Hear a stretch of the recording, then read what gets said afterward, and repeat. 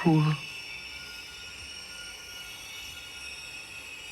He's the bad guy, you know, but what you try to do is to not, a bad guy, usually the materials are written and your actions are written for you. You don't have to be bad. Just do your job. Do the job within the job, meaning be the security guy who is protecting the interests. And do that with conviction. It's fairly simple. It's not rocket science. It's Vale. He's inside. Is that possible? It's gotta be. It's gotta be. I want to hurt him.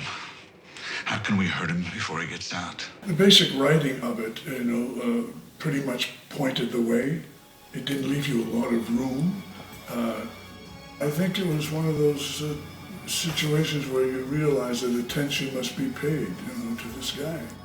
No, I liked him. He's a very sweet man, very soft-spoken, very thoughtful, very bright. I mean, you have to be bright to come up with some of the concepts he's come up with in his time. And it was a pleasure working with him. What a pleasant surprise. You're very attractive. Okay. I remember one scene in particular interrogating Jennifer O'Neill's character. Kim Oberst. And I remember in rehearsals talking to her and then getting down. She was seated and I went down practically on my knees in front of her and spoke softly, but threateningly. And I'll always remember that scene. It was very effective. So you didn't have to, be a ranter and a raver. Because I know you're not what you say you are. It's a challenge for me, any part I do. And I mean, you hear from a lot of actors, they don't like to watch themselves. I love to watch myself. I watch myself and I learn from it.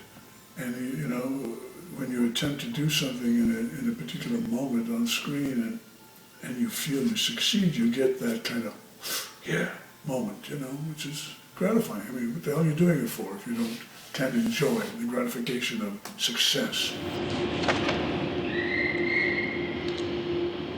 We may have developed a serious problem. Vale's coming in. He says he has an informant from your group. Now, is that possible? No, he's lying. Then why is he coming in? I just looked at the movie not too long ago, and to look at yourself at 43, you say, Jesus. God, I mean, it's ironic. I was telling my wife, I said, God, a number of years ago, I was wishing I was 35 again. Today, I wish I was 60. But I remember the actors. Working with Patrick McGowan, I was a big fan of his from The Prisoner. And, there's one thing you can't say about Patrick, that he was a teetotaler. He was not. I think there were some issues during the shoot about that, but he was kind, And Stephen Lack, a lovely guy. I worked with him in a second picture.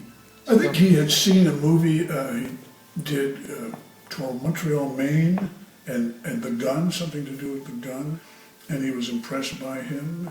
There was a quality that he ad-libbed, he was a kind of a hip kind of guy, and talked in that jingoistic way that hip people talk, back then. And he was very, he registered in those two independent films he'd done before. But then he was given a project to do Scanners where, this was a structured piece, and there was the scene, and this was the dialogue, and you had to work on, whatever you work on, your motivation and your relationships, and I think he struggled on that. It was a struggle for him. Scanner calls himself Cameron Vale. I've seen him. And Ruth knew exactly where to find him. He's in indoctrination right now. No, it was a good experience.